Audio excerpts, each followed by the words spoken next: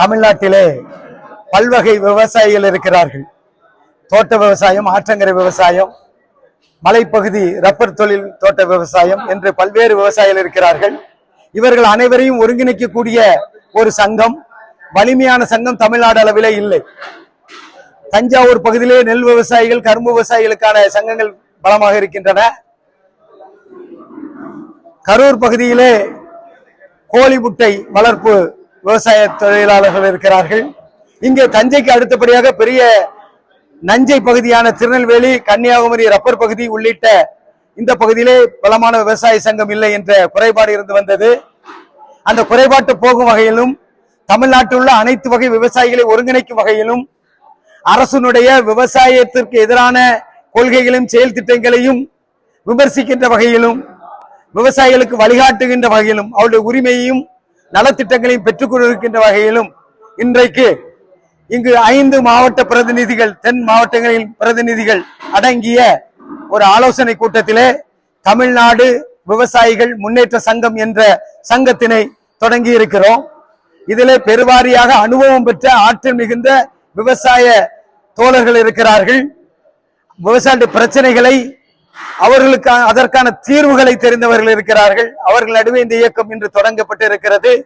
இனி மாவட்ட வாரியாக, மண்டல வாரியாக தொடர்ந்து கூட்டம் நடைபெறும். தேர்தலை நோக்கி அல்ல, சட்டமன்றத்தை நோக்கி அல்ல, மக்களை நோக்கிய ஒரு அமைப்பாக, விவசாயிகளுடைய அனைத்து உரிமைகளுக்கும் ஓங்கி குரல் கொடுக்கின்ற அமைப்பாக, உழன்றும் உழவே தலை என்ற வள்ளுவனுடைய வாய்மைக்கேற்ப நாராயணசாமி நாயுடு, நம்முடைய நம்மாழ்வார் ஆகியோருடைய வழிகாட்டுதல்களை கொண்ட இயக்கமாக இந்த தமிழ்நாடு விவசாயிகள் முன்னேற்ற சங்கம் செயல்படும் என்பதை தெரிவித்துக் கொள்கிறோம்.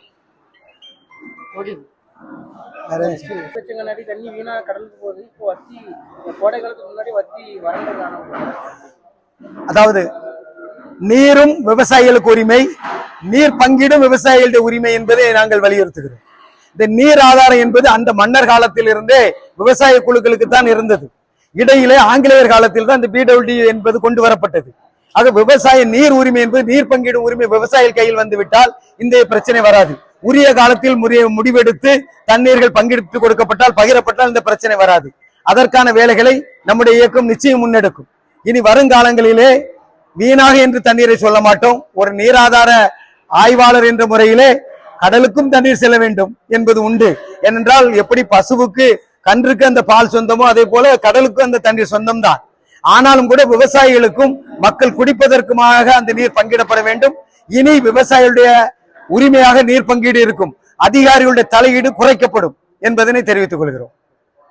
வழங்கப்படல, அவங்க விதைகள் எல்லாமே அது தரநற்று போனதுதான் விவசாயிகளுக்கு கொடுக்குறாங்க. அதுக்கப்புறம் அந்த உரம் சரியான முறையில விவசாயிகளுக்கு கிடைக்க மாட்டேங்குது. விவசாயிகள் அதிகாரிகள், வேளாண் துறை அதிகாரிகள், ஃபீல்ட் ஆபீசர், கள அலுவலர்கள், ஆனா இன்றைக்கு யாருமே களத்துக்கு செல்வதில்லை. முதல் முறையாக எங்களை கோரிக்கை வைக்கிறோம். இனி விவசாய அதிகாரிகள் களத்துக்கு செல்ல வேண்டும். ஆங்காங்கே கூட்டுறவு சங்கங்களிலே ஒவ்வொரு நிலையுடைமைதாரரிடம் அன்றைக்கு ஒரு பாஸ் வந்திருக்கும், அதுல கையெழுத்து விட வேண்டும். அந்த முறையை அவர்கள் கொண்டு வர வேண்டும். அந்த முறையை கொண்டு வந்தால் இந்த குறை தீர்க்கப்படும். விவசாய பிரச்சனைகளும் தெரிவதில்லை. உரிய காலத்திலே பயிர்களுக்கான காப்பீடு போன்றவற்றை நிறைவேற்றுவதில்லை. காப்பீடு உரிய காலத்திலே வழங்கப்பட வேண்டும். வேளாண் கருவிகள், உபகரணங்கள் சரியாக வழங்கப்பட வேண்டும். கள்ளச்சந்தையில விற்க அனுமதிக்க மாட்டோம். வேளாண் அதிகாரிகள் முறையாக செயல்படுவதை நம்முடைய தமிழ்நாடு விவசாய முன்னேற்ற சங்கம் இனி கண்காணிக்கும். ஒரு கண்காணியாக செயல்படும் என்பதை தெரிவித்துக் கொள்கிறோம்.